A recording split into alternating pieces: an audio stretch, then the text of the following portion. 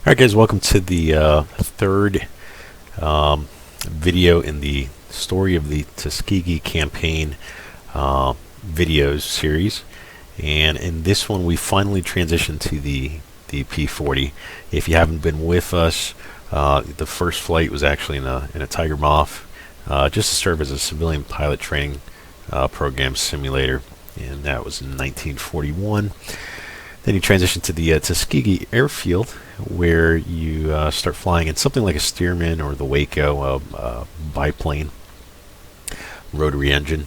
You actually, fly over and settle into the Army Air Corps at Tuskegee Airfield, and now we're finally transitioning to the brand new P-40.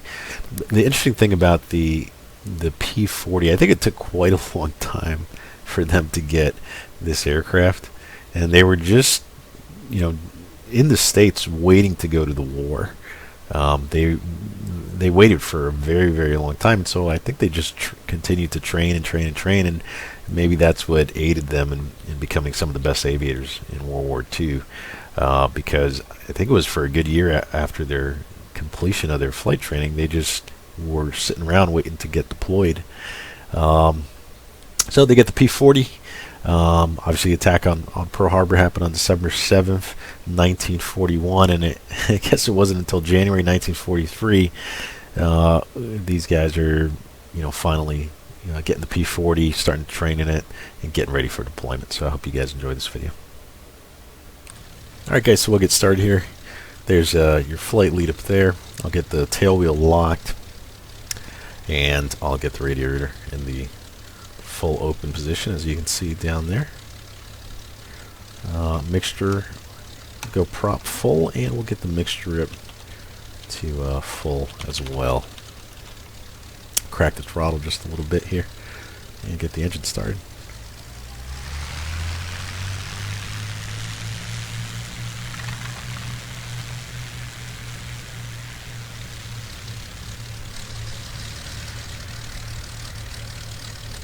Alright, good start here.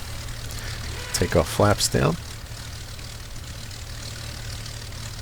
Pull the stick back and get the throttle full.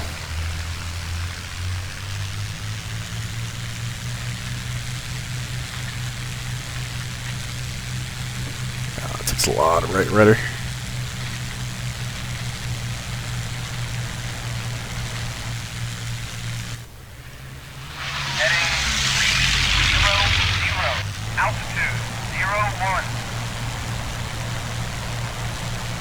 And again, with the outside views, it's hard to do that and fly.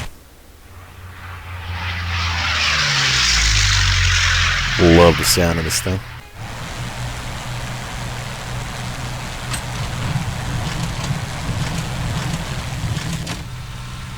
Alright, so right off the bat, you can definitely feel the power of this thing compared to the AT-6. I think the P-40s are running about a 1200 or 1100 horsepower engine.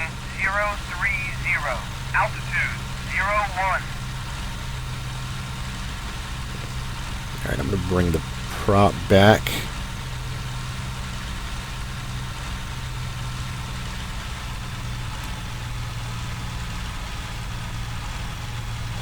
And if I remember correctly, the climbing manifold in the P-40 is about 30 manifold.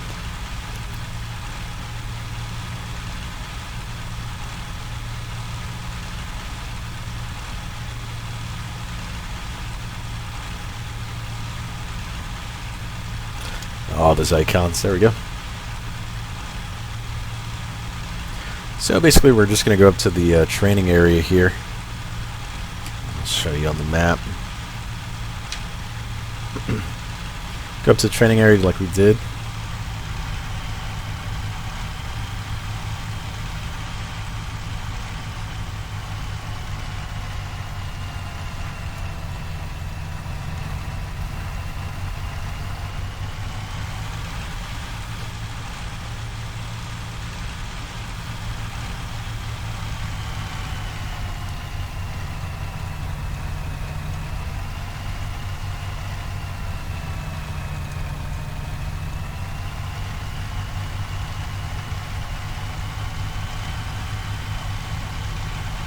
And we'll meet up with the instructors to simulate some aerial dogfighting.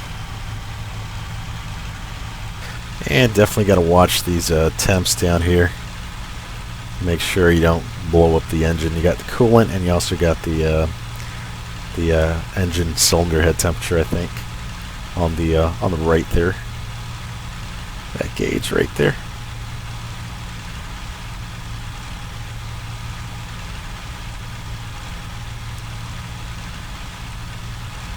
Alright, so we just spotted these fighters at 11 o'clock low.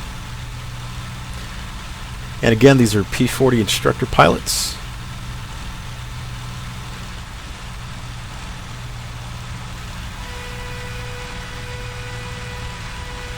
Oh, somebody just bailed out. I'm not sure why that happened.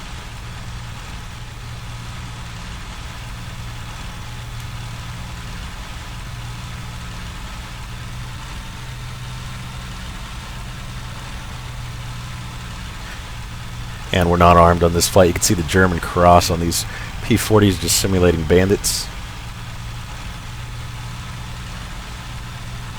And he's definitely maneuvering.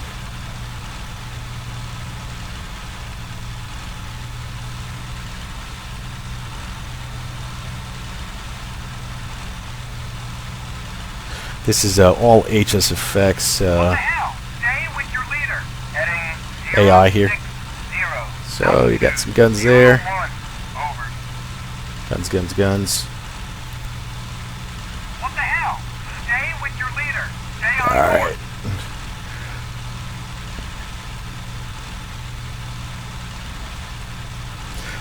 And that looks like a kill. We'll continue to maneuver here for a little bit.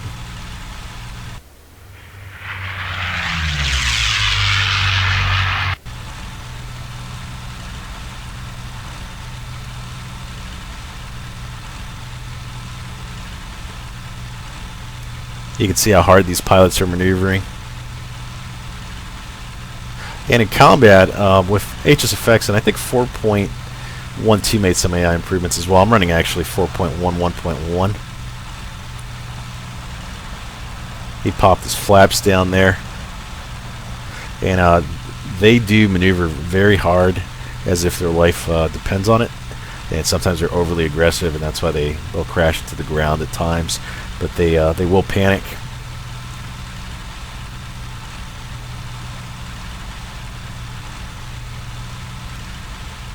You can see how well he's maneuvering.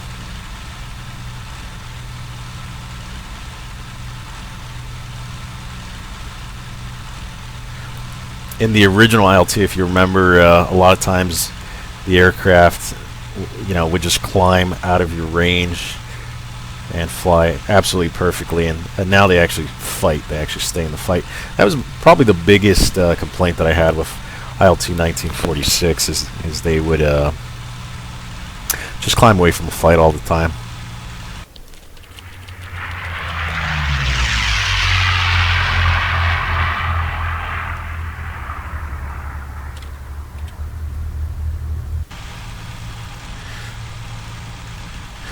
And now they actually will turn with you and put up a really good fight. They're very human-like. So let's see what he does. Yeah, he starts some jinking here.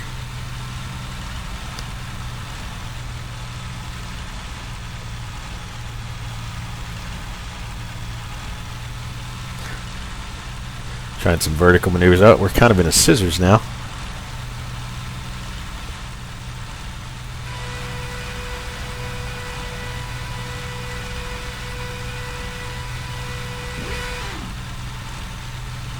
See a nice big lag roll from him. Oh, man, he came close to the ground. I get a shot here. Boom. And he's playing around with his flaps, throwing them down, picking them back up.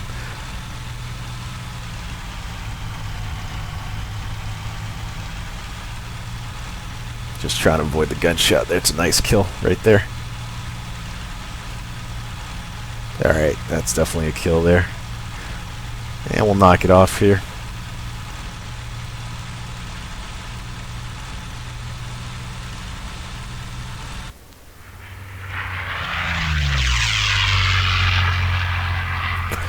my water's back on. Just stop using reshade. It does some really nice stuff. Like I can get ambient occlusion and things like that, but it was just messing up the shading for the water.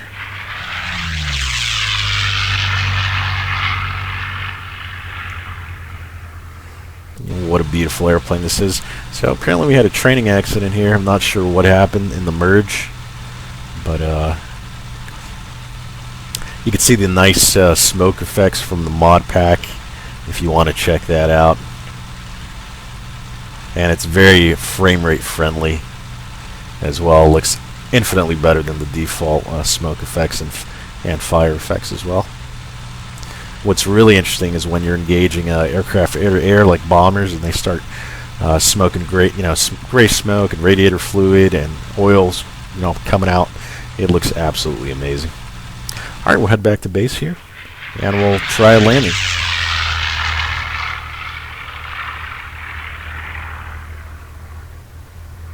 Oh, one thing is my engine temperature is rapidly increasing there. It's not bad. I usually like to fight with the radiator in position 4 and generally keep it there. If it gets really hectic and I have to go into like war emergency power over 100%, then I'll usually pop the radiator full open at that point.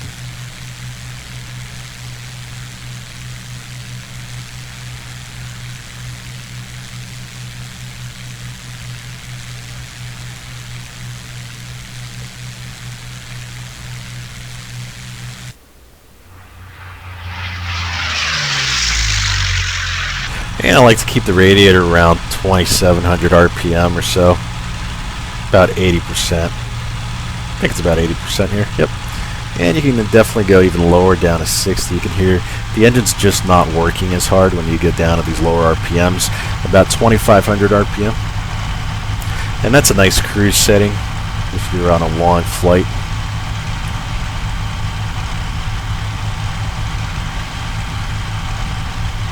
That's one thing I learned in real life flying, is really listening to the engine. You can tell when the engine's working hard. And here it's just a nice little purr where it's nice and easy. You can cruise for a very long time. Very economical. Alright, we're coming in for a break here. We'll get full prop on.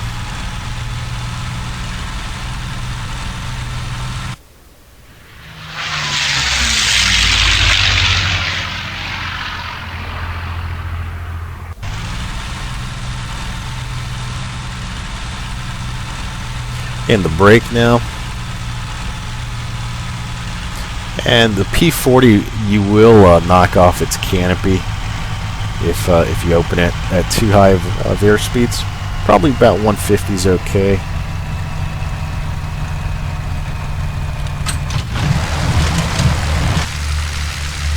I'll throw the gear down as well.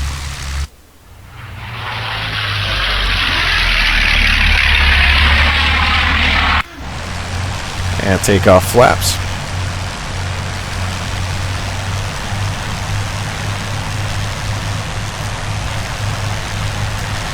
So since I'm getting into World War II sims again, I am a little bit rusty on tail draggers, and I always like to do a 2-point landing just because I feel you have a lot more control over the aircraft. And 3-point landings are nice because you basically stall the aircraft right when you're landing, but it does obstruct your visibility, and you don't have anywhere near the amount of control that you do with a 2-point landing.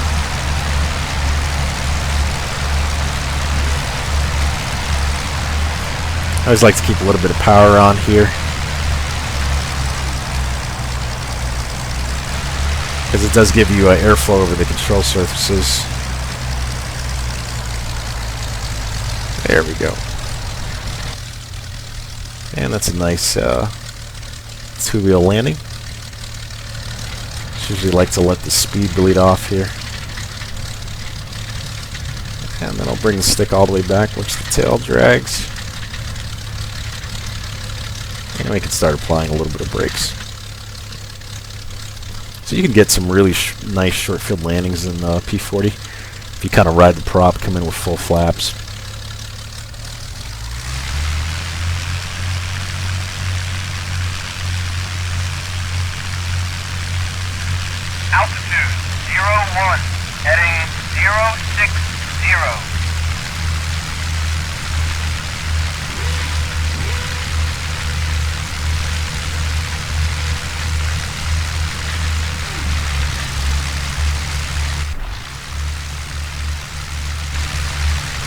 Alright, not bad, just kind of getting used to the aircraft here.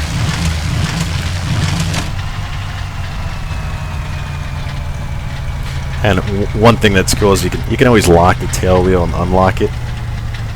And it just, if you want to make a turn, you just go ahead and unlock it. I like to keep the stick all the way back during taxi just to keep the tail down, keep some pressure and friction on that tail wheel so it doesn't want to spin around.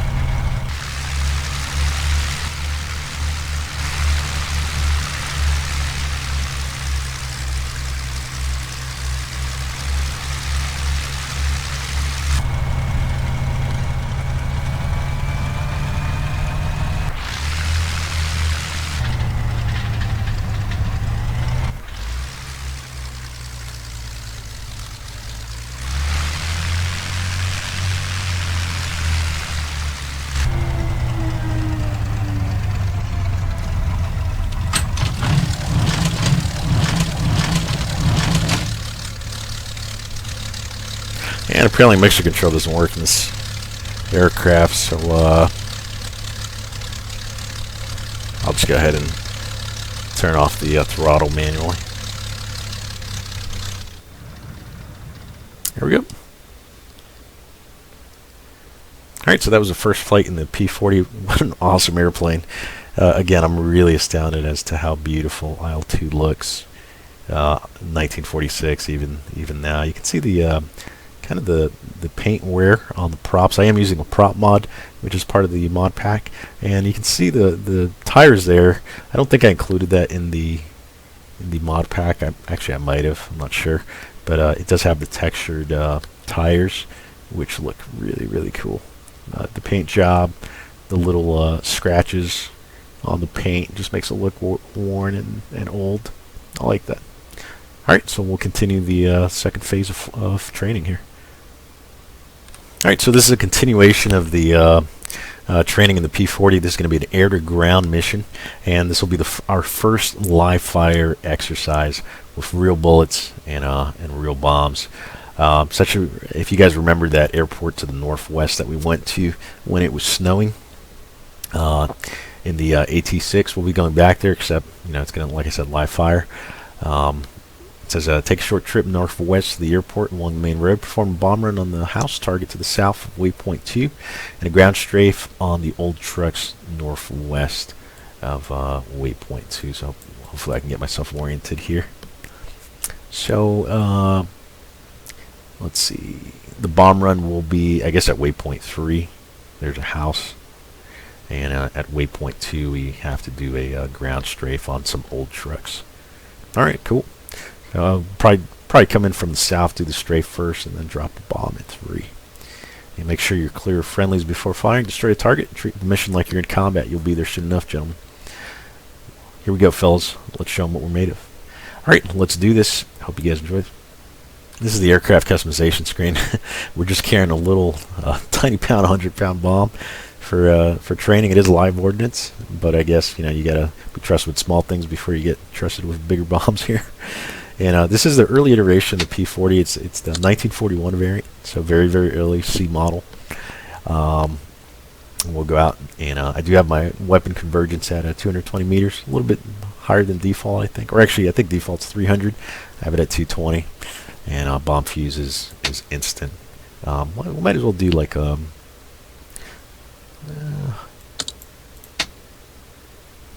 trying to think if we should do instant or delay. The delay will have about a second or so before it actually detonates the bomb. So we'll do a second here. Alright, here we are, guys, in the cockpit. And this is a 3-ship flight. We'll go ahead and get the engine started. Get the radiator open.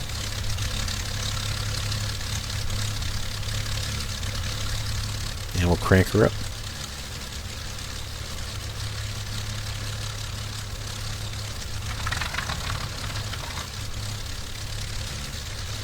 There, I got a good start there. Nice smoke effects from that start and the engine muffler as well. And you can see the working mirror right there.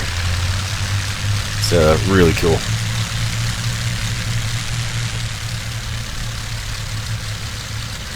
Throw takeoff flaps. Flaps are very important, especially when you have ordnance on, because it helps you develop a little bit more lift.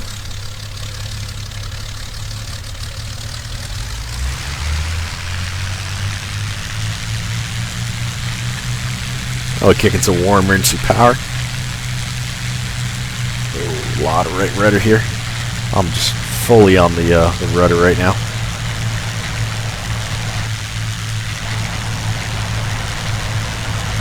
Now we'll wait till 120.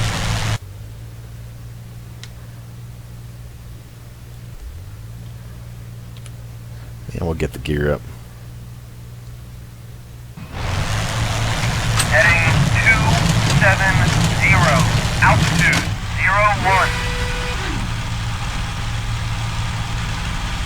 Now we do have some turbulence today at low level here. Alright, we'll follow the flight lead out to the target area, and I'll see you guys at the range. Just noticing Attention. Approaching target. 5 minutes. Just noticing the AI here. Looks like their cruise setting is 30 manifold and about 2,700 on the RPM. That's good to know when I'm following flight lead into combat here.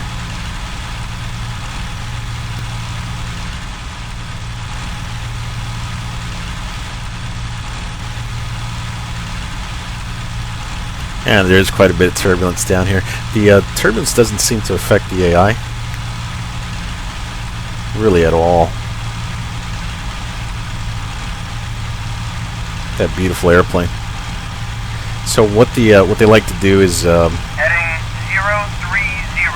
Altitude 01. go into a trail formation once they get closer to the target area. Oh, there's the target area right there. It's our right. And I'll give myself a little bit of separation between him and myself.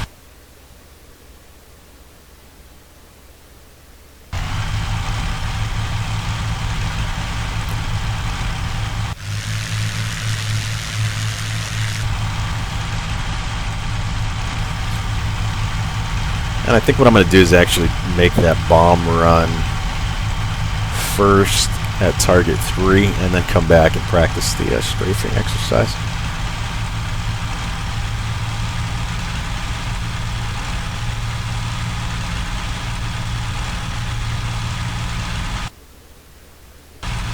Heading 090. Altitude 01. Attention! Mission accomplished. Excellent. That was a gravy run. We are going home. Alright, looks like AI's not dropping their bombs here. Alright, so I'm going to break off from the formation here. And we're supposed to attack the target right at waypoint 2. Let's overfly the target real quick.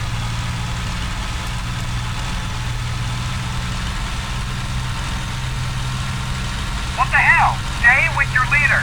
Heading 300. Altitude 01. Over.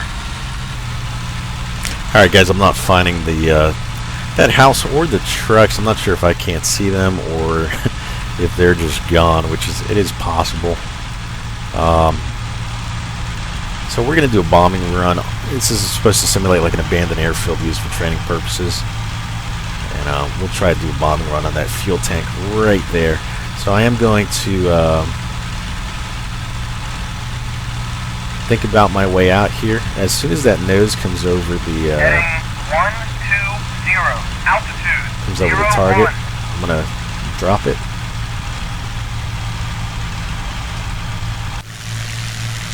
So that was a good release there.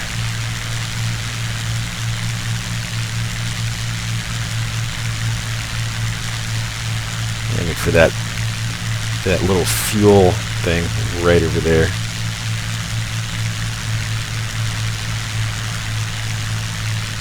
Let's see if it explodes here.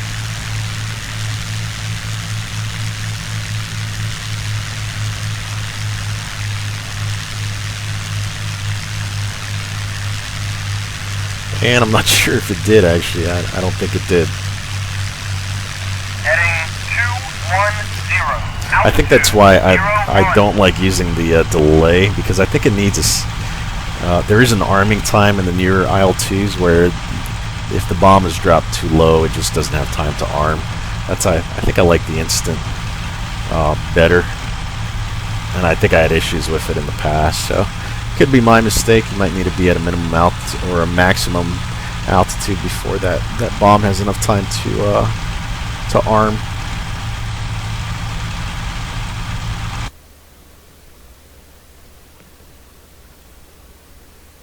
Alright, so we'll try a strafing run on the same target here.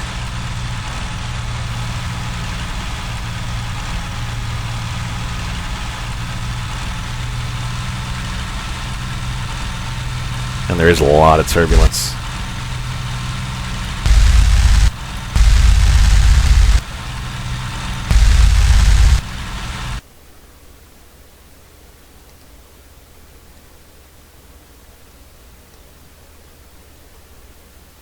Alright, it's a good kill on that target. Try a few more runs here. In combat, I like to have the RPM right about 2700, and you can use pretty much whatever amount of power that you want.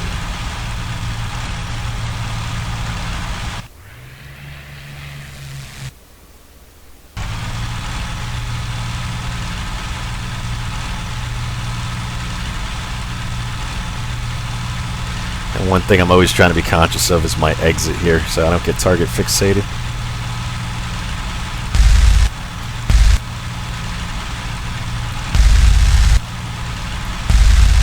Try to show this in slow motion so you can see the smoke effects, which are pretty awesome.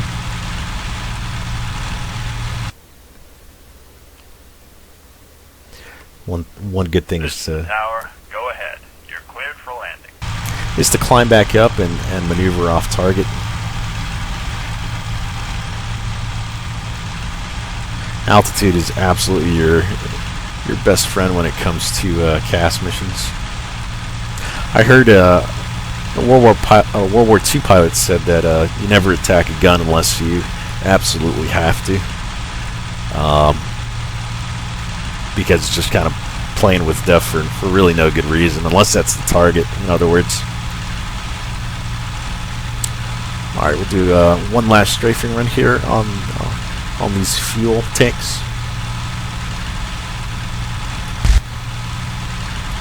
And IL-2 does simulate bullet drop.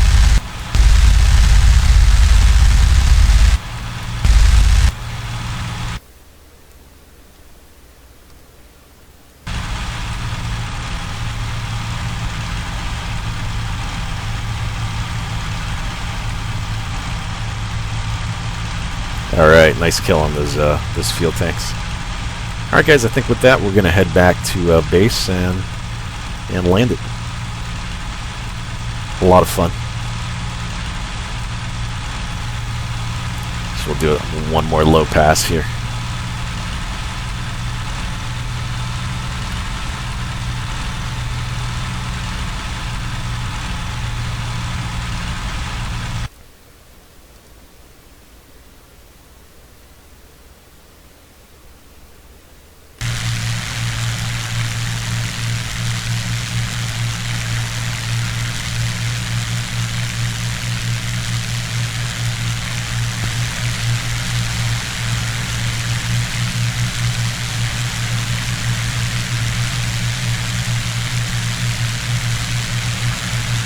That's an interesting looking airport.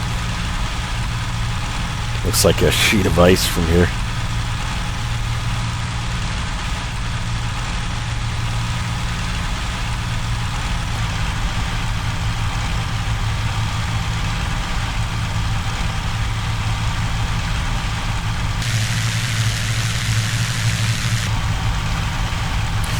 And I do have my engine set at economy right now, about 2500 RPM.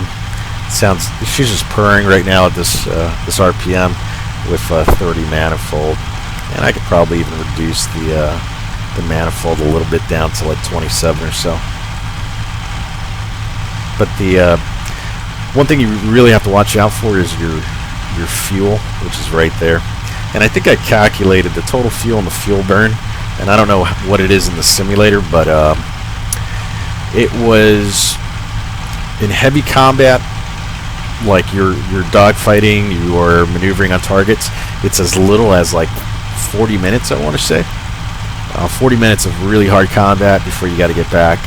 And then if you are just on average, if you have maybe like 20 minutes or maybe 10 minutes of combat, 15 minutes of combat, and you need to get to and from the target, and you're using economical settings like the maybe 2700 RPM, 30 manifold, or 2727, something like that, you probably will get an average of an hour and a half.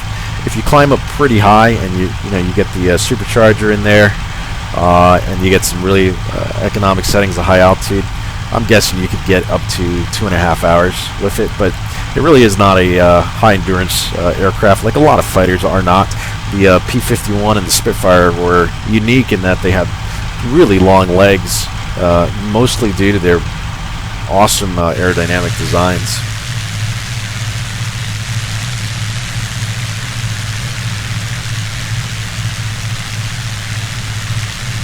Alright, so here we are getting back at base. I'm going to put the RPM full on, get the radiator full open.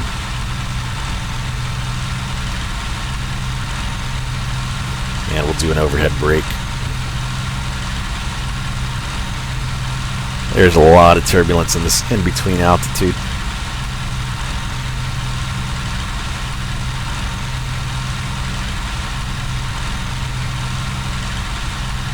And IL-2 does simulate wind as far as what I remember, so you do have situations where you might have to do a crosswind landing.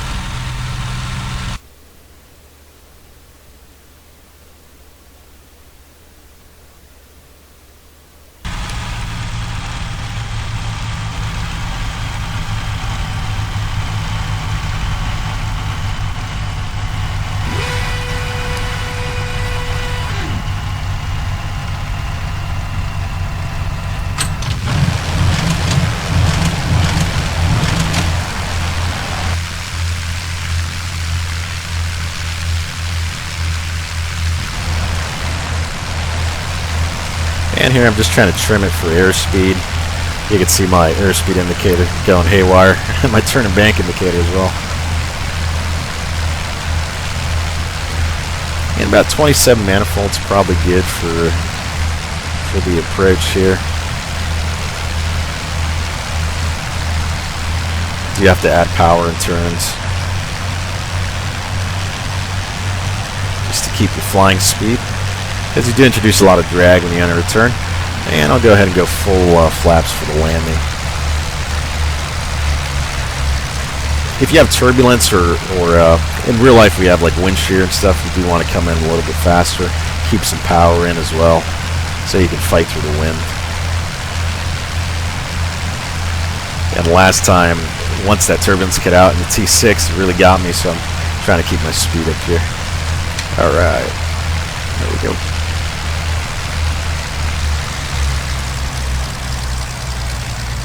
Nice smooth landing. That was really smooth.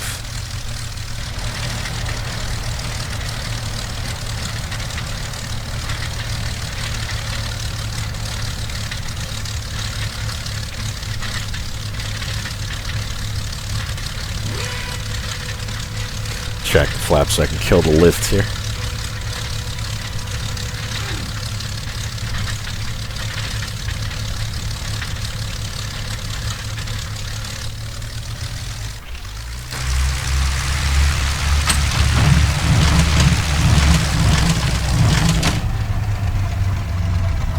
And compared to like IL-2 Cliffs of Dover and Battle of Stalingrad, the flight model and the feeling of flight isn't as good, obviously.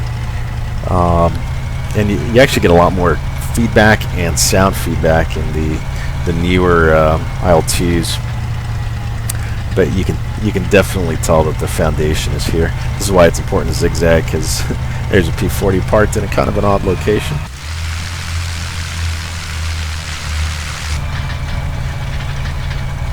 And I'm guessing this smoke, this dust changes as the terrain changes. That's kind of interesting. That must have been our flight lead there.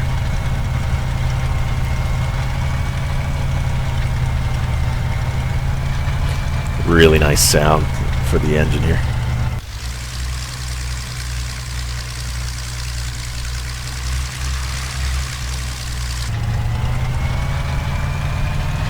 Alright guys, I think this was our last training flight, and the next thing is we are ready for deployment.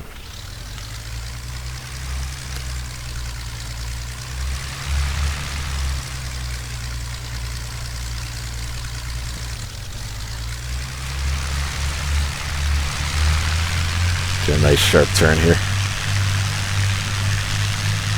Just holding the left brake. Alright.